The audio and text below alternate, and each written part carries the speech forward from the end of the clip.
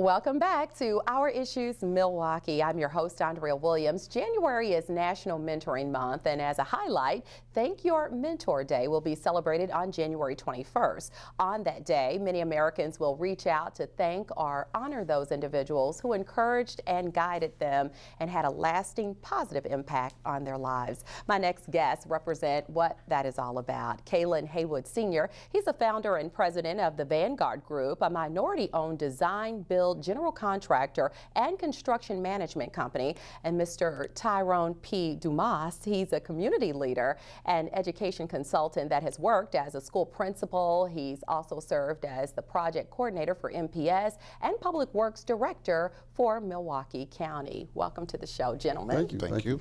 Thank you so much for being here. And as I mentioned, January is National Mentoring Month. Kalan, if you would, talk about the relationship that you have with this man sitting beside you. Well, the man sitting beside me, when you name off things that we name off Vanguard Group and you name off developer, you name off general contractor, a lot of that I didn't even know existed.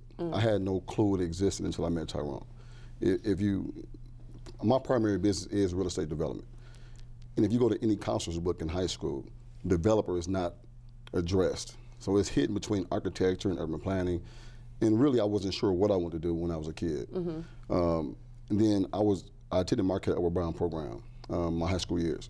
And I remember one summer, they had a speaker, and the speaker was Tyrone Dumas. And to this day, I cannot tell you what possessed a 14-year-old boy to get up after his speech and walk up to him and introduce myself. Wow. But Tyrone gave me his business card, and the second blessing was that 14-year-old boy actually called that man, which is crazy to me in hindsight. No. But Tyrone immediately took me in, and even though I had some struggles as a kid, Tyrone never gave up, always gave vision. It, introduced me to the world of engineering, gave me my first job. I've only had 3 jobs in my life.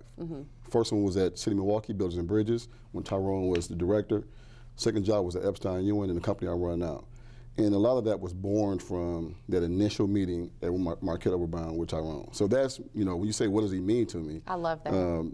Tyrone means a lot because people look at the bricks and mortar that we put up around the city daily, and they have no clue that that was initiated by a man 20-something years ago.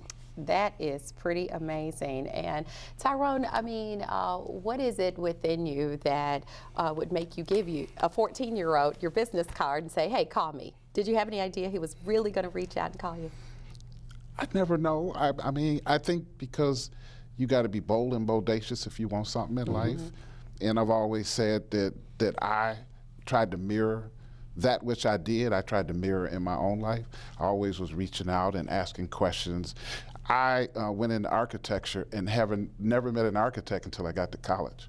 I really wanted, from shop class and all the things I did in MPS, that's what I wanted. And between MATC and UWM, I got that dream accomplished. Even when I wanted to go to college, we didn't have money. I didn't have money the first summer, so a lady by the name of Margaret Thompson lent me $64 for 18 credits. Woo! To go to MAT. Went to school during those times. MATC, so that I could begin my college career. My grandmother sent me blue jeans and stuff from Arkansas, my mom, and so a whole bunch of folks were around me to kind of give me some sense. And I remember a professor at UWM, Dr. Sandy Moore, said to me, I was just this active young man, she said, you know what? She said, you're talking loud and saying nothing. And I asked her I couldn't figure out what she meant. Then she set me down and said, you can talk a good game out here and do things, but it's what you do. It's actually some manifestation of your dreams and helping someone else achieve their dream. And it changed my whole life in terms of what I understood about the doing of what you want, not just the talking about it. Yeah. And so I became a doer as well. And as I was inspired by people, I wanted to inspire others. And you did it, rightfully so. You did graduate from UW-Milwaukee in 1977 with a degree in architecture and urban planning, and then Kalan here studied it at UW-Milwaukee as well. So clearly walking in your footprints, and it just really says a lot. What I'm interested in knowing is, when did you both realize that you wanted to go into architecture? Because the truth is, there's a limited number of African American architects in America. So we have two here who have a background and a resume in it. Talk about when you discovered that's what you wanted to do.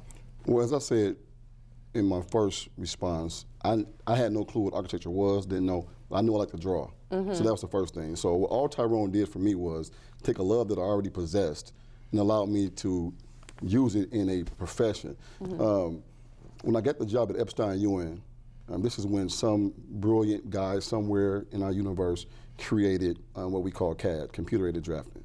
And Tyrone gave me a job. When I worked with Tyrone, I didn't get paid. So Tyrone said, man, you need to get some money. And so Tyrone gave me a connection with Sam Epstein. At the time, Epstein-Ewing Architects, which is now the largest firm in the state, was very small. I think it was like 12 employees.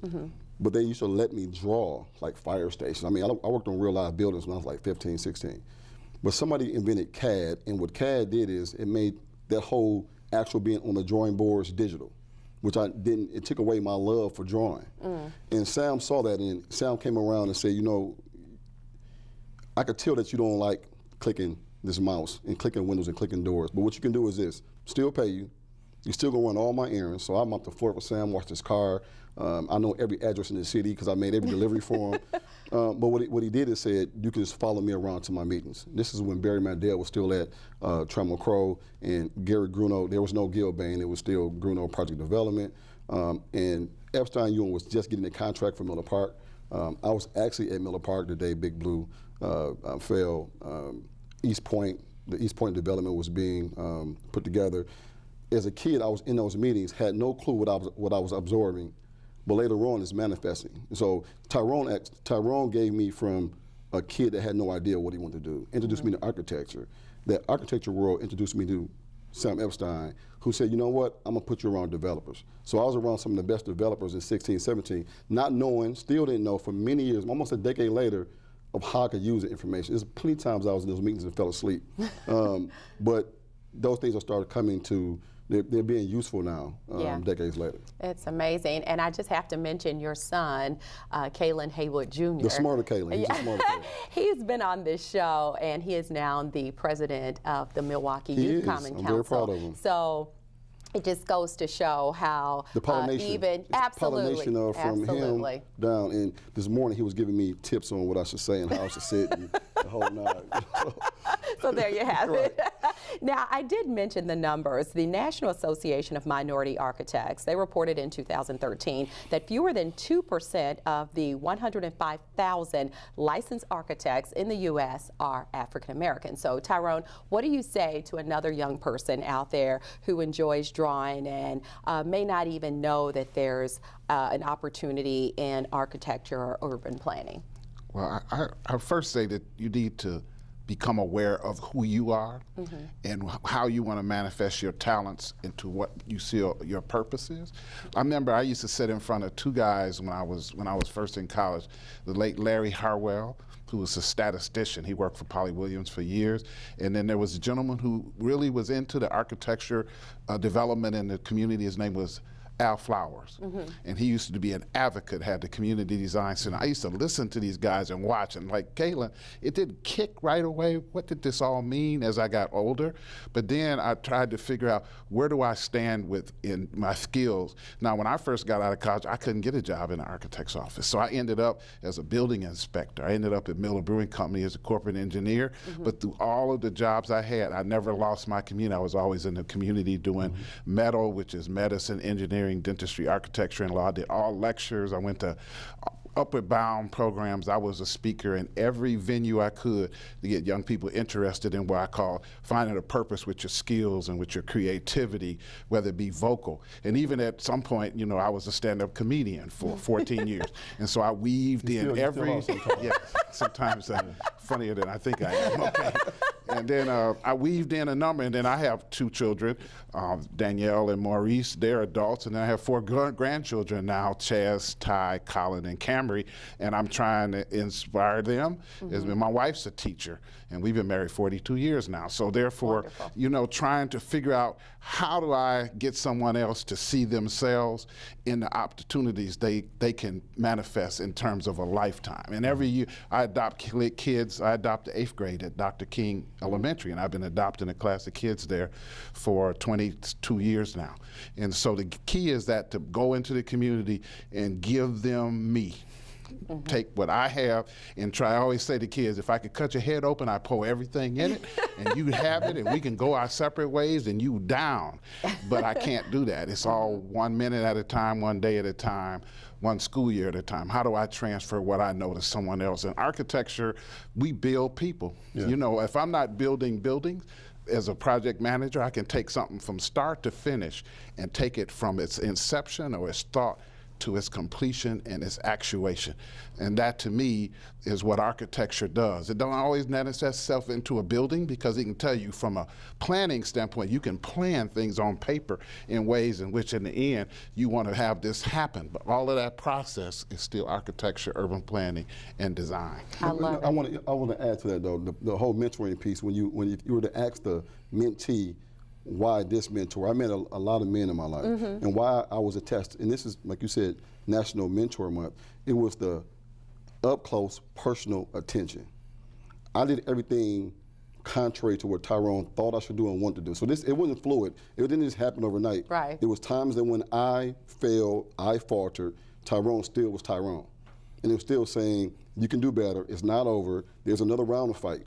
And that's the part that a lot of people talk it. When he says become a doer, I remember one thing I hold true now, even when I write. I don't know the last time I wrote the word try. When I was younger, Tyrone would never let me use the word try. If I was said, he would stop me. Said, "We don't try, we do." And to this day, I still don't use the word try.